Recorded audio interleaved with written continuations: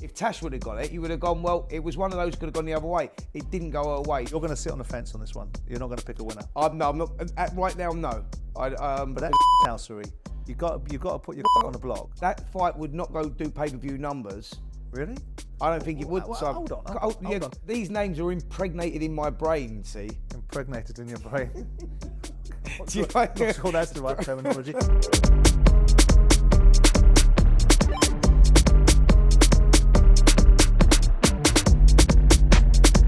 Welcome to Talk Boxing with Simon Jordan and Spencer Oliver. This is episode 57. 57 from all my years in Spain.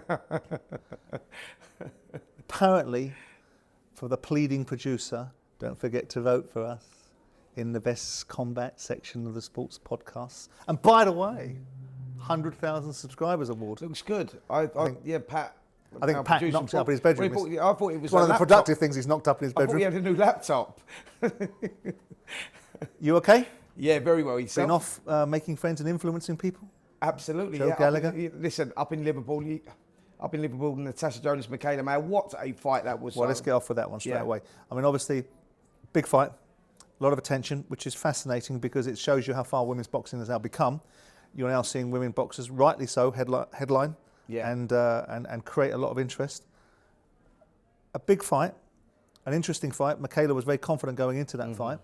Obviously, we all know the outcome. You were there. I watched it on television. You were there. What was your conclusions? Do you know what it is, Simon? I think that the controversy surrounding the result was taken away from what a great fight that was. Yep. I mean, both girls left it all in the ring. I think they're a great advocate for women's boxing, women's sport, and how much that's evolved. Wanted to say that first of all. Was the result the right one? No, I don't think it was. I thought Mikaela Mayer won that fight by 2 rounds. I told Joe Gallagher actually on the night as well. Yep. You know, you look at it, and I went home and watched it as well because I thought I was so wrapped up and so engrossed in what a great fight it was. Round 8 especially, you know, when both girls just went toe-to-toe, you just thought, you know what, this is what it's all about. This is what it's all about, the best fighting the best, going through the divisions, and they put on a great spectacle. Because Joe was very defensive, and rightly so because he's his fighter, of the observations, because a lot of people have come out and said that they felt that Mikaela had won the fights. I thought Mikaela had won the fight. I thought she won it 96-94. I thought some of the scoring needed to be looked at. But he made the observation, it's an interesting observation, about you need to go in there and you need to rip the title away from champions, Yeah. And I kind of don't agree with that because you should win on the base. I remember Kell Brook beat Sean Porter in America. He didn't rip it away from him. He went in there and they scored the fight properly.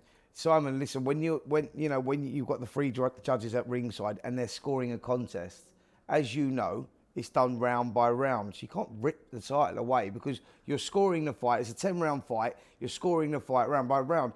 Natasha Jonas started very well. I thought she started really good. But Mikaela Mayer got into it. And there was an argument after 4 rounds. It could have been 2-2. Yep. It could have been 3-1 Tash. That's where you're at. But as you get down, like later into the fight, Mikaela Mayer just kept pushing. And it was one of those fights where you go, do you like the classier, more heavy-handed stuff from Natasha Jonas or the work rate from Mikaela Mayer? And the push, you know, I understand where people are going. I went home and watched the fight again. So I'm thinking, listen, can I get a draw out of this? Yeah. Can I see it closer? I couldn't. I could have lived with a draw. Yeah. I could have lived with a draw. I could have lived it as being a little bit pick'em because to me it seems that you know, Joe's point about you've got to go and rip it away is that you've got to price into your thinking that you're going to go into a backyard and that the scoring's not going to be in your favour, which doesn't sound like it should be the way that it is. Because that's like having a homer in football, isn't it? The referee gets influenced by the home crowd. And that's perhaps human nature. But I thought that the heavier shots, the heavier work at times was done by Natasha. Sure. But I thought the better work was done by Mikaela. The volume was done by Mikaela, and I think that the classier, the more eye-catching stuff was done by Tash. Yeah. And I think, look, let's put it like this. Like, had that fight landed in America, Mikaela Mayer would have won the fight. Yeah. Right, it's landed on British shore, and it's, you know, in many ways it's subjective scoring because you go, are you looking for the volume, are you looking for the classy work, or whatever. You know, we both on the same page, 96-94, and I tried to make it closer than that. I think Mikaela won the fight, but, you know, I've seen worse decisions than that. Of course I have. You know, not making a defence for Natasha Jonas. It was a homecoming, and it's all about, you know, a sense of achievements, what she's achieved, and what she's doing outside of the ring. We was at the open workout on she's the owed one as well. I mean, there's an argument to say that she's owed. She is owed one. It's not fair for Mikaela to be the recipient of what she's owed. Yeah. But the Terry Harper fight, I think, owes her one, don't you? Listen, the boxing gods were with her that on Saturday night, and like you say, if you go back to Matchroom headquarters, when was that? 2020 when she boxed Terry Harper, and it was a controversial draw. She should have had that fight.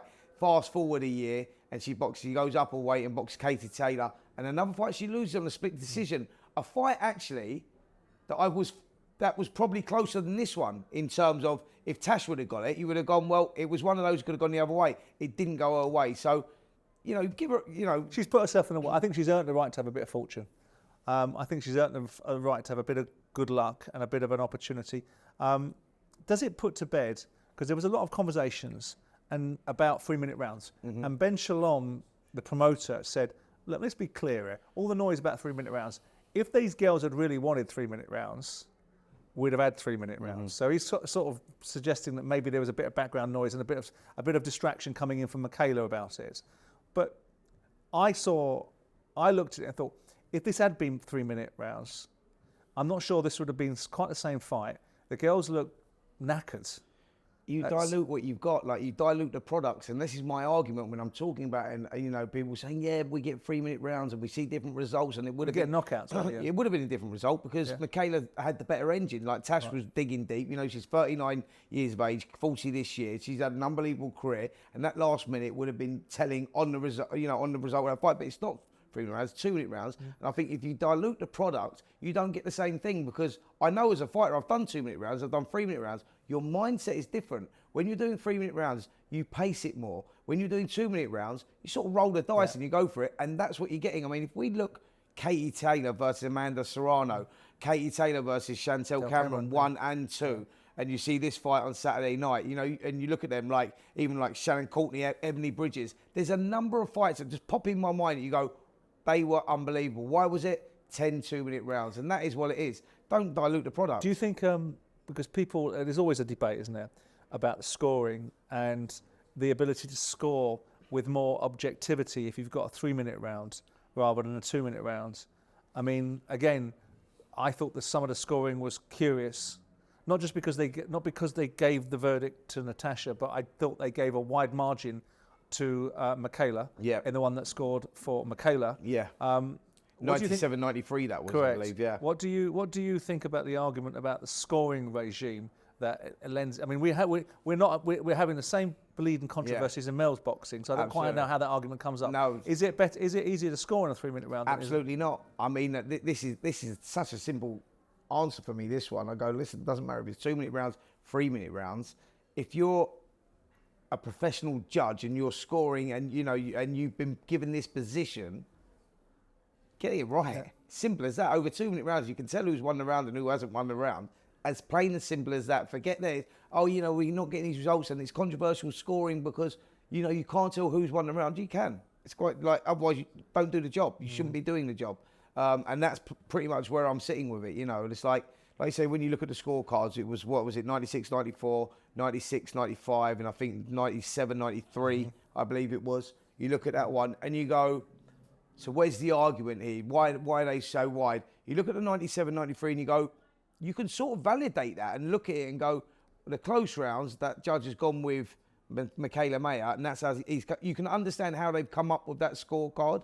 When you look 96, 94 with Tash, you go, I can sort of understand, like you said yesterday on your show, I understand it and I can get to a draw. But I can't get 2 rounds Tash's way. So then you go. I mean, I don't want to dwell too much on it because it's almost diminishing. It's taking away from what a great fight and what she's achieved. Can you understand, besides the fact it was a home crowd and it was in Liverpool, the reasons why she won that fight? You've come here quite clearly and you think that Mikaela won the fight. Others have thought the same. Joe Gallagher has his own view, and I understand it, right? Joe said actually he could have understood yesterday one round either way, or 1 round either way. So he's actually accepting that it could have gone the other way.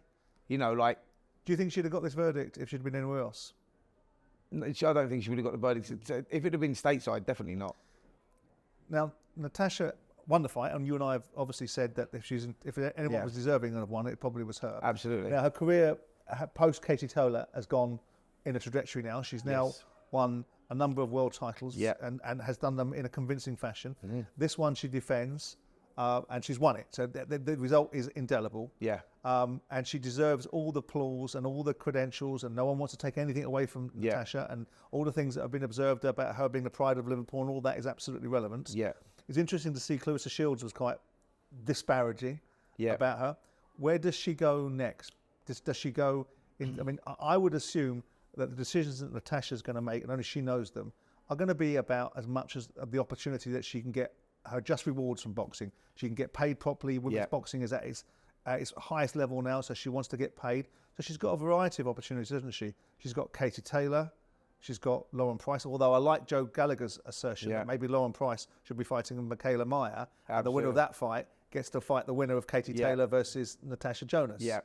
I mean, look, Clarissa Shields going, I don't think so. She did herself a favour by ducking me. Yeah. I'm sure Natasha would have a different version of that. I think, where does Natasha go next? Like, you know, at the ripe old age of 39 and what she's achieved, 2-weight world champion, you know, British Boxing Board of Control, first female winner, etc. I mean, the kids that she's inspired in and around Liverpool and surrounding areas, I think she's done an incredible job. So where does she go next? She now has to look for only the big fights. This is her last year in boxing. She's probably got 1-2 fights left maximum.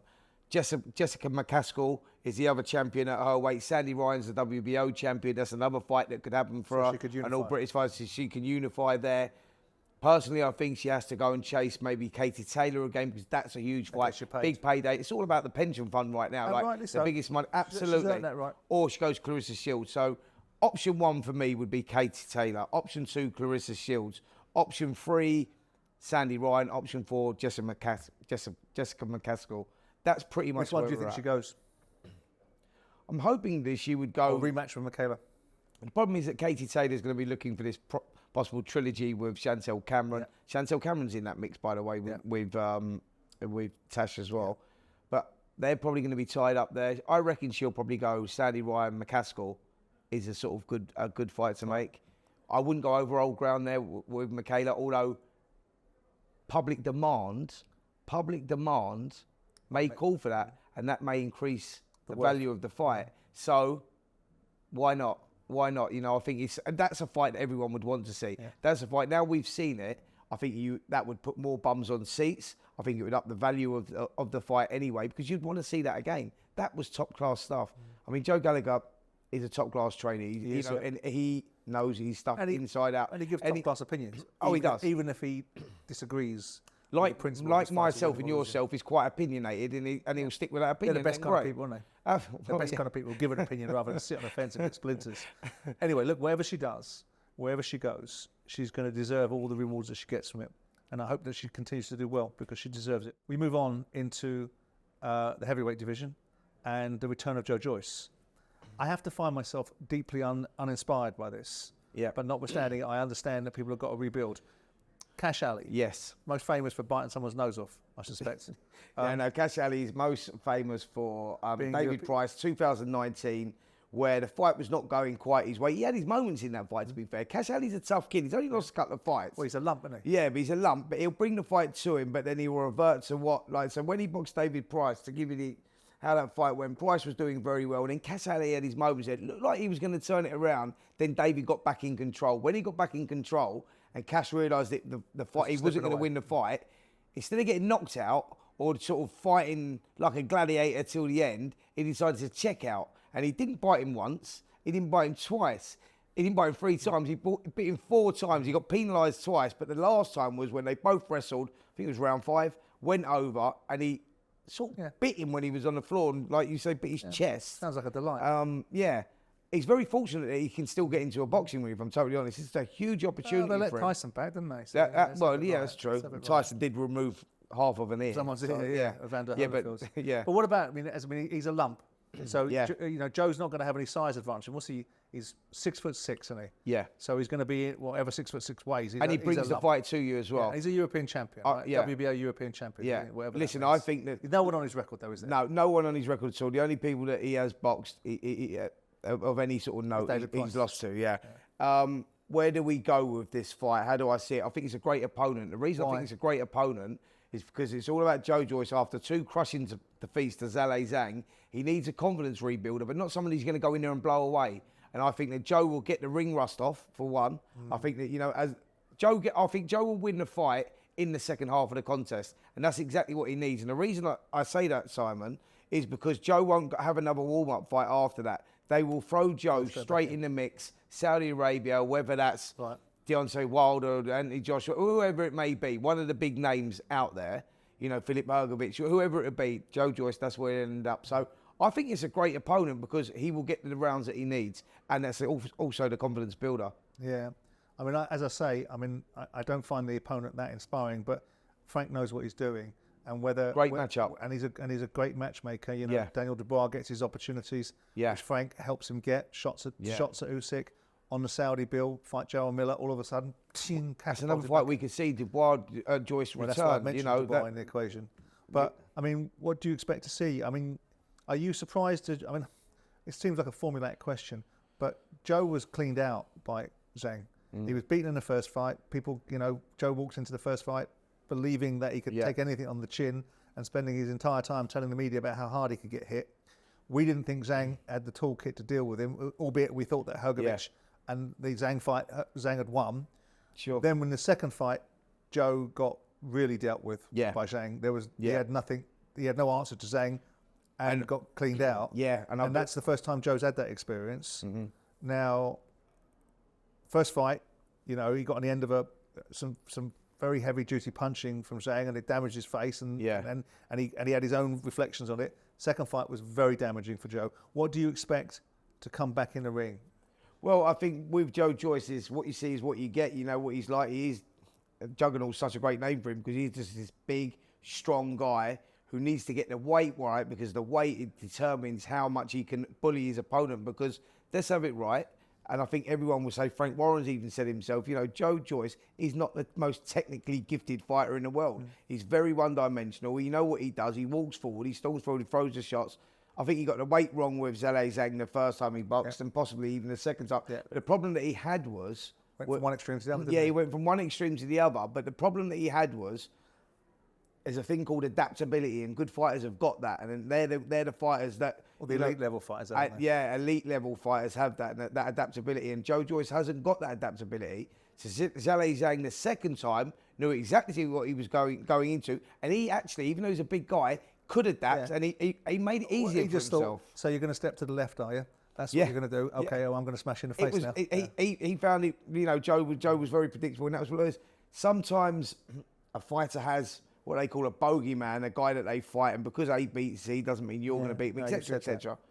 And unfortunately for Joyce, I think if he boxed Zhale Zhang 10 times out of 10, he wouldn't beat Zhale Zhang. Doesn't mean that he's not going to beat any of the other heavyweights out there. We saw what he done with Parker, and look how good that looks on his record now with the recent form with Joseph Parker. Forget Deontay Wilder and the deterioration there. You just look at recent form, last performances. But you can only judge people on their last fight. Absolutely. You're always saying that. Yeah. So he's got, obviously the fight against Zhang leaves us with a viewpoint on Joe. We had it before. We all got caught up in the idea after the Joseph Parker fight of where Joe was going. We found out that what we thought that we allowed ourselves to get a blind spot on was that Joe's quite formulaic. Sure. But notwithstanding that, he is a hell of a specimen, and there is opportunities for him. Where do you think? I mean, we always remarked about the remarkable engine. I think you and I spoke about potentially Joyce would give Fury absolutely a trouble, because Fury wouldn't be able to lean on him. Sure. I mean, Fury would probably box his head off, but he wouldn't have been able to lean on him. Now we've got a slightly different view with Joe, because that's how quickly the world changes. Yeah. Where do you think Joe's going to land? Where do you think he's going to arrive at? Once upon a time, it was for a world title shot. Yeah. Do you think he's going to win a world title? No, as you recognised over the last 12 months, how the landscape, the heavyweight division, it's all dependent on who the opportunity is, where the titles. You know, if the titles do get relinquished and they, you know, and they go elsewhere, who fights for who, where it all lands and everything else. But you look at it, you go, Joe Joyce needs to get himself back in the mix big time. Where does he go? Daniel Dubois, like you say, is a great shout. It's a great rematch of a lot of interest and a chance for Daniel to revert, go on that, reverse that loss and take away that doubt from that. You look at Filip Hrgovic, who's hanging around. He's waiting for the opportunity with what Turki Al-Sheikh said about, you know, the heavyweight landscape and Joshua versus... Hang on, the Vince McMahon of boxing, apparently. Joshua Ngannou, Alexander Usyk Fury, winner boxes winner. You go, well, then that sort of ties them lot up. So you've got this next batch of heavyweights. Joyce fits in there with any of them. So, you know, you got like, you know, Uzeli Zhang, obviously the 2 fights he's had with him. But you got Hrgovic there. You got Dubois. We'd see that again. You know, Wilder's floating around. He lands floating around, literally. Exactly. He doesn't. Cloud, don't go to no more retreats. Goodwill. Do not go to any more retreats, Deontay. Yeah. Yeah. Look. So there's loads of opportunity. I think that's probably a better way of putting it. Let's get Moses Tatuma fast tracked. Let's get him going. Go. This is the kid. Well, listen. They're going to go Kash Ali, confidence rebuilder. Bang, you're back on there. Away you go. Throw him in. Well, we'll see. Wish him luck. Josh Taylor and Jack Catterall. Despite that one playing hide and seek with itself, appearing to disappear up Josh's arse, this one now seems to be back on the table. I mean, Josh spoke to me a year ago, no, a little bit less than a year ago, got all tetchy, before the Teofimo Lopez loss, about, I'm going to fight Catterall. I'm going to fight him. I'm definitely going to fight him. You're definitely going to fight him. I'm definitely going to fight him. And then it appeared to have lost its way. Sure. Josh goes up to the 147s, loses to Teofimo Lopez in Madison Square Garden, and...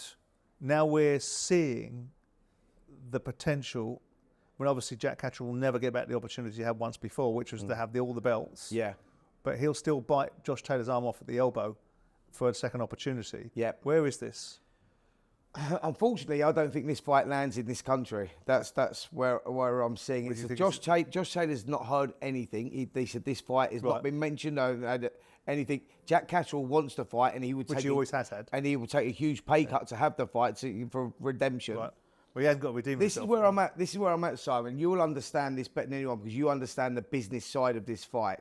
Josh Taylor's going to want big money for this fight. Jack Catterall will take a pay cut, obviously, because he just wants redemption. He wants to right the wrongs of the last fight. There's not enough money on the table for that fight to land in this country because you couldn't go pay-per-view with it. The reason you couldn't go pay-per-view was it because that was two years ago, yesterday. And what I'm saying is that fight would not go do pay-per-view numbers. Really? I don't think it would. Well, hold on. You've got all the backstory, right? Yeah, go on. You've got all the backstory. Surely it's got the Hydra written all over it in Scotland. Right? Where do you think that would land pay-per-view numbers if that went? Well, I think it's comparable potentially to Liam-Smith versus Chris Eubank Jr. So I think this is what I'm saying and why I think this. Depends the backstory. You've got a lot. If the promoters are doing their jobs with the amount of discontent that came out of that result from the first fight with Josh Taylor. Despite the win against Jack Catterall, there's a huge sway of the boxing world and public that perceives that as a loss. Then he bounces into a real loss against Teofimo Lopez. I think there's a major backstory all over this. Yeah, I think you'll get the numbers. I don't think you will get the numbers. Listen, I think with the money that Taylor wants to get back in there and give Jack Catterall the opportunity and everything else. But this is not for belts anymore, is it? No. But that fight lands on an undercard as maybe even chief support to a huge fight out in Saudi Arabia. That's where I'm going, out in the Middle East. But do you think it's going to... Okay, let's not debate the vagaries and peculiarities of where it will land, all right? But let's debate I think we get it in 2024, definitely. Do you? Yes, I do. And I'll tell you why. Because at what weight? Because, and I think it will land at 147 because I think Taylor will say, listen, that's where I'm at now. I don't think that we're going to do a catch weight of 144 or anything like that. Catterall's willing to go up to 147 because he's that desperate to reverse that loss. I think the fight will land on 147 to keep, obviously, Josh Taylor and his team happy and say, listen, you can have it your way. We'll come to your weight. Catterall's happy to do that. So I think the fight lands at 147. And like I say, I think it lands in 2024. But conversations, this is coming straight from the horse's mouth, Josh Taylor, he's heard nothing from anyone. Nothing from anyone. So I think it's a shame. I think this is a British fight. And I think Taylor said he only wants it here, by the way. Fine. He said that this is where he wants it to land. They'll have to horse trade their way through what people want and what people don't want. But this, to me, is a British fight, and there's something unique about British fights when two fighters are getting in a ring from the same aisles, and you hawk it off somewhere else, whether that was in the Middle East or in America, it won't have the same relevance. I think this is a Battle of Britain. I think it has that same feel, and I would much prefer to see it whether it's in Scotland or whether it's in Manchester. It's a headliner. Whatever you say, it's a headliner. So. And I think if it does end up, which would be tragic in my eyes as well, but if it ends up in the Middle East, which I think who's promoting them? Because Jack's signed with Matchroom now, isn't he? Jack's from Matchroom. Yeah. And where's Josh? Josh is with Top Rank. Top Rank. Yeah. Okay. So there's a good possibility. If it lands out in the Middle East, it gets sort of swallowed up on the undercard of a big heavyweight fight or whatever. You don't. It's a British fight. You won't appreciate. It's a British fight. That's why. That's where the juice is in this fight.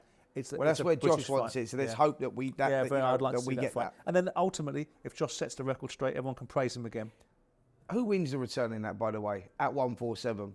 Honestly,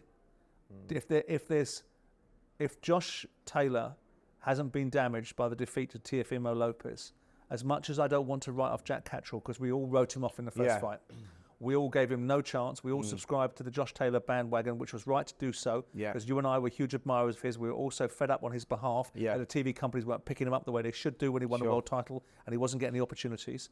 Now he's got the ump a little bit because he's got a little bit of criticism, and he'll get over that because he's a big boy, hopefully. But I think Josh Taylor will now know what he's experiencing with Jack Catterall. I think complacency and arrogance were his enemy in the first fight. Nice. I think he looked at Jack Catterall along the lines of, who the f*** are you? You're lucky to be in a ring with me. I'm giving you an opportunity. Yeah. He may still think some of that now.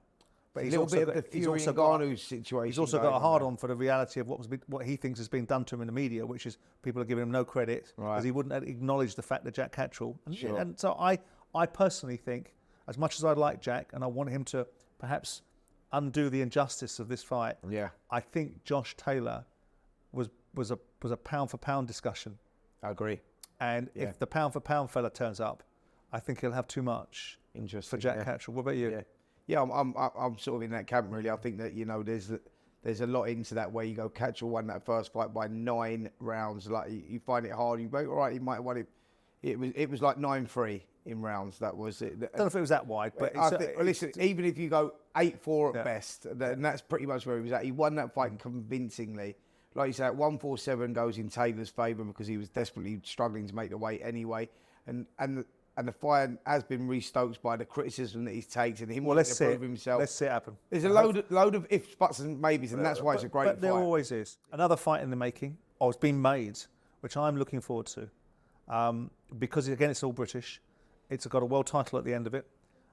It's got one of my favourite fighters, Richard Riakporhe, not just because he's a Crystal Palace fan, but because I like him as a kid.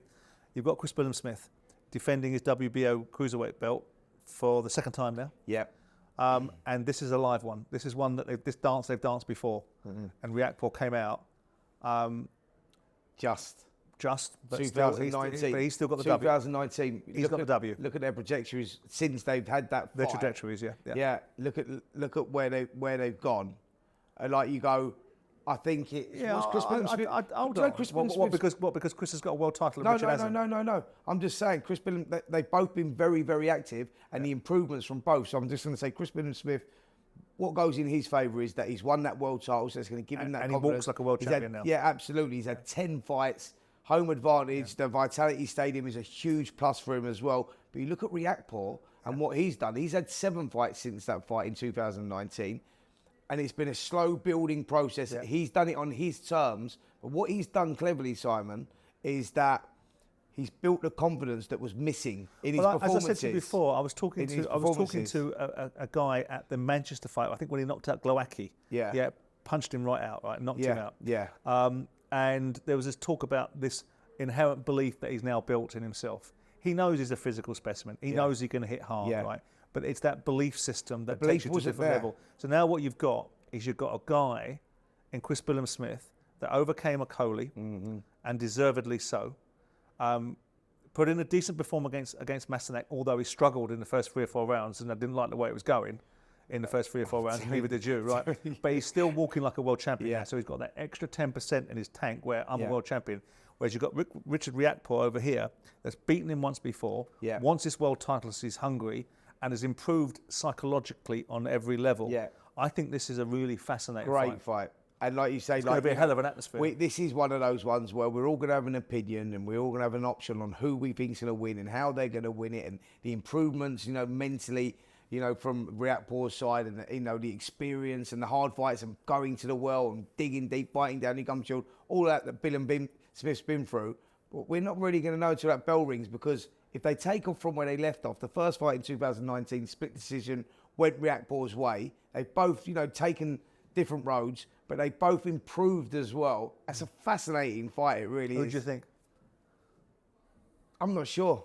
I'm really not sure at the moment, if I'm totally honest. I'm going to go Riakporhe. And I don't think people see the last bell. If you go on recent form, I just look at Chris and you go, like you say, like against, in his last fight, when he walked back to that corner, he had his head down and you just thought, he's asking himself questions here.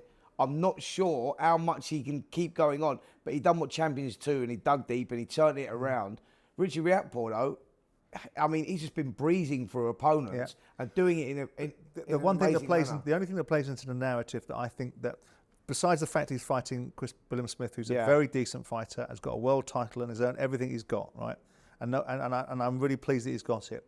Is whether Richard Riakporhe swallows it when he's walking into a world title shot in a stadium, which is going to be 95% against him. Yeah. If he doesn't swallow it, which I don't think he will. I don't think he will. I don't think he does. I'm just saying, if it does, it's the X factor that you can't price into the thinking. If he doesn't, I think he's got the tools to beat Chris, and I don't think it sees the last bell. Yeah, interesting, because it's gonna, you really got to nail Chris down to that canvas in front of his home fans. I mean, he's will to win and his desire. Yeah, but they've all been there. I mean, no one could have had more will to win than Kell Brook fighting in front of Sheffield fans when he fought Errol Spence. You fight someone in front of you that's better. Yeah, but what I'm saying is that the different fighters have got a different. They can go to a different, darker place and come through and whatnot. What I'm saying is, Chris. A punch in the face is a punch in the face, isn't it? Yeah, it is. But then you look at it's that not losing hope is probably why. Look, we use our old mate Cole as an example, and you go when you look at Cole's career and his fights, he's like one of those guys. You go look at when he went his first defence against Jermaine Taylor. You go, you're 11 after 11 rounds, you are seriously behind it. But the will to win and that, and Cole had that. That's a freak of nature. Chris has got a little bit of that in him. Like he will keep, like you say, in his last fight, Chris bit down on his gum shield, man. And you go, look, you look at it, you go, a lot of fighters can easily pull it away. Shane McGuigan done a great job in the corner, by the way, and pumped him up and all that. Yeah, you go, there's a lot of fighters that would have had and saw the weakness in his rib cage. I don't know about had the vision to see the weakness, I don't know about planted it in his mind, and yeah. ultimately was the ultimate architect of it all. But irrespective of these two fighters, you're going to sit on the fence on this one. You're not going to pick a winner. I'm not. Right now, no. But that's housery. You got to put your on the block. I think that if we're going to put our neck on the block right now, I'm going to go with you, and I'm going to go Riakporhe. Have you had an original thought? Do you have an original thought? If we're going to put our neck on the block right now, I'm going to go with Chris Billam-Smith. Churchill, the nodding dog. Out of this fight, obviously, we're going to see a British winner, which is great. We've got this looming spectre in the background of Jayapatea. Yeah. Jayapatea. Right. Who's just apparently not training with the Furies anymore. Fed up with all the braggadocio? No. Tyson would it? Who knows? Anyways, my question, besides my facetious observation, was these two guys are going to be on a collision course with this fella.